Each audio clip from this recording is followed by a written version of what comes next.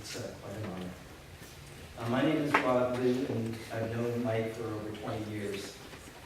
I'm a little bit younger than he was, but I can't really recall when I first met Mike. But I can always remember seeing his smiling face, his laughter, and I always heard about the legacy that he brought with him, all the things that you've heard shared here today. I got to know Mike a little bit more when he started working with our organization, Appeal, Asian Civic Partners for Empowerment, Advocacy, and Leadership, for the past 15 years.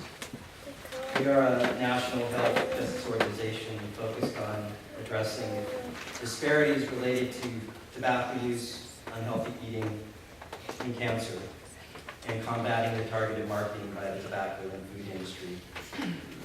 Mike used to joke that he was all in on our mission. But if we ever added coffee to that list, he was out of it. And he said this with a cup of coffee in his hand. Mike ended up serving nearly a decade on our board of directors. He served as the board treasurer, overseeing the financial health of our organization, including our fundraising efforts. He was a dedicated board member. And he was a dedicated board member not just because we had our board meetings in Hawaii, which had the best golf courses in the country, but he was a dedicated board member because he had, as others have mentioned, this amazing strategic analytical ability to move a group forward. He had this also uncanny ability to think about how to turn nothing into an opportunity. His stellar leadership and, honestly, his heart that he provided to all the work that he did was critical in helping us build our organization into a stronger, more sustainable, mission-oriented organization. I can remember in some of our meetings, our board meetings, when our discussions went off in so many tangents, we're talking past each other for minutes, almost hours. Mike sat quiet, and then suddenly he says, "Okay, stop," and artfully helped us maneuver through the bullshit. Sorry. But it was his brilliance that clearly laid out a pathway where we needed to go. And it was interesting from that point in time, whenever we had a problem on the board, all of a sudden it would get quiet and all eyes would turn to Mike as we were asking him what to do next. He was a very important mentor to Appeal and to me. He made us better leaders, he made us a better board, he made us a better organization. And he represented really the epitome of what Appeal envisions leadership to be about. And so last September, we acknowledged Mike's great contribution by presenting him with Appeal's inaugural Transformational Leadership Award. Now, this wasn't necessarily easy. When I first mentioned to Mike that we wanted to do this, I could see that look in his face. He was really hesitant to want to have all that attention focused on him. But at the same time, you could see the gears churning in his head. Oh, but maybe we can make this into a fundraising. And that's how humble and selfless he was. And yes, in typical Mike fashion, he helped bring together most of the people in the room, his large network, and even brought his own band. Yes, this wonderful A&D shop band. Thank you. Mike gave so much of himself to others personally and professionally, with all common mission for us to be able to advance justice forward. Like others, I was shocked when I heard in April about his diagnosis, and I too was looking forward to that opportunity to get together with him for coffee sometime. I have benefited from having both a work and a friendship side with Mike, and I can fondly remember far back running Beta Breakers with him and the boys, or them running and me trying to keep up. And I really appreciated that friendship over the years. And so in his last email that he wrote to some of us, he, like I said, he sounded so upbeat. In usual Mike, he didn't really complain about things. And he said he was looking forward to grabbing that cup of coffee for those who didn't get a chance to. Well, unfortunately, it didn't happen. So I wrote down a few thoughts as a conversation I imagined having with him. Mike Wong, hey, I've been meaning to tell you, thank you for all you've done for Appeal, actually for all of our organizations and our communities. I like that even though you can be serious, you never take things too seriously.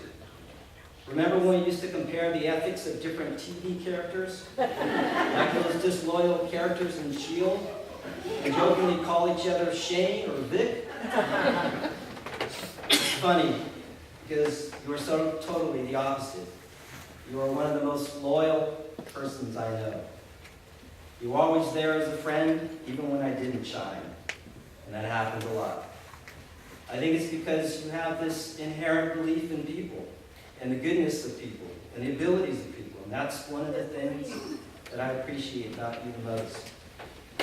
But even after all these years, you can still surprise me. Man, that speech you gave at our fundraiser was riveting with your social, political analysis and assessment of where our country is, where we're going, and how we can contribute to that. But in that same speech, when you dedicated your work, your life to Sue, in so most simply heartfelt and powerful way, I was truly moved. And I know I wasn't the only one. And as always, I'm like telling myself, I need to be more like Mike. Dude, I know you may not want to hear it, but you've touched so many people. Thank you for sharing your incredible family with all of us and for bringing so many of us together. I'm always amazed by your facilitation skills, but I think your real legacy is how to be a giving, positive, passionate, and compassionate person in this often challenging world. Thank you for sharing your legacy. I will miss you, my friend, my brother. Next time I get a cup of coffee, I will order it extra strong, hold up my cup, and salute you. And I know I will see that comforting smile of yours and know that everything is going to be all right.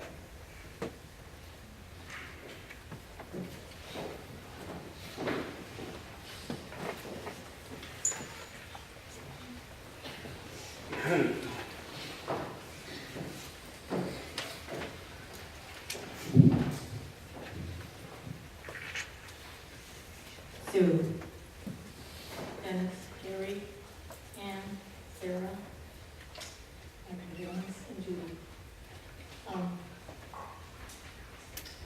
There's so much to say about Mike that I don't know where to start. And in part of the new Mike back in 1983 at the age of all populace, and started with Mike as a walker. Also related to the guy who helped my Asian man's group, also the band. So I had a lot of chance to see Mike a lot in various different ways. One of my last interactions with Mike was about 4 months ago, when we discussed the sudden passing of another friend, Ed Lee. Mike was Ed's best man, and he was helping me prepare another memorial service at both schools with Ed Chin, Monty, and Billy. Even though we talked about how not to take life for granted, our family, our friends, and to take care of our health, because we internalize that shit all the time. We don't see the doctor and we shit. And we think we're super everything. We can't. When was the last time you saw a doctor? Little did I think I would have a similar speech about Mike as I did about Ed. I had to think about how I'm going to talk about this. I had to speak to people like Debbie Lim, Lori Cordona, Michael, just to go back on what Mike was to us. When I first met Mike as a law clerk, he was one of the most down-to-earth people.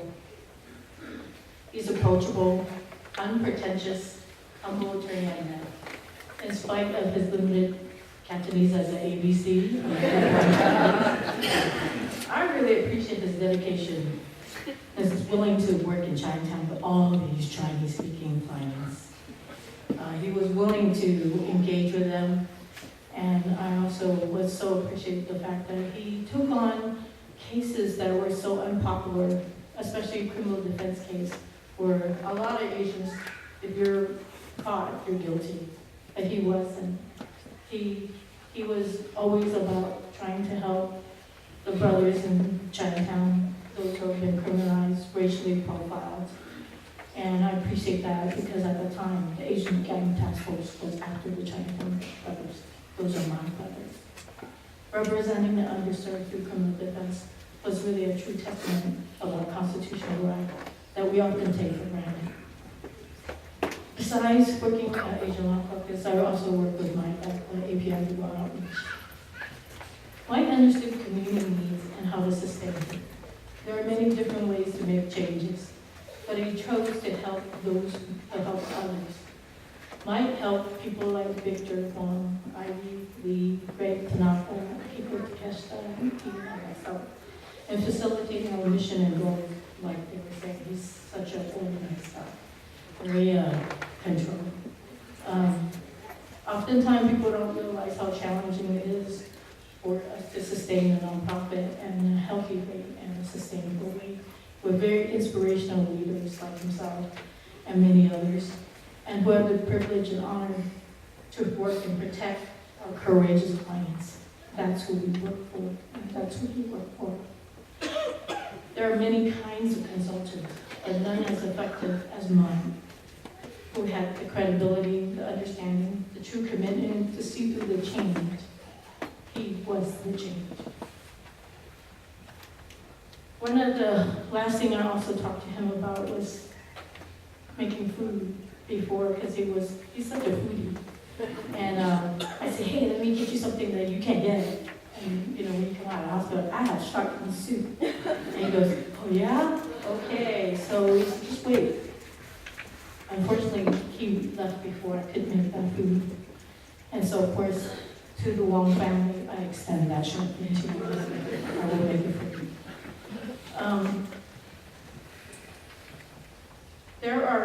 When I think about Mike, there are three Chinese words I think about that reminds me of him.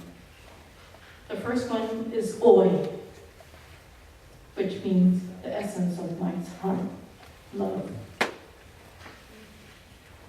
None of us are perfect. One thing I learned from Mike is that we make mistakes in life and we have to learn to forgive ourselves so we can move forward.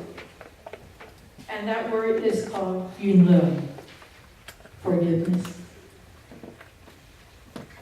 And all that Mike does come from the word God or family. The reason we sacrifice and do what we do. We do a lot of community work, but we are nothing unless we could do well in the family. So if anything we celebrate in Mike's life, it's the love of family. Ka'oi. That's what he represents to me. On behalf of Appeal, my director has the final say to a message for Dean, from Dean Ito Taylor, to Sue, Dennis, Gary, and the Wong family.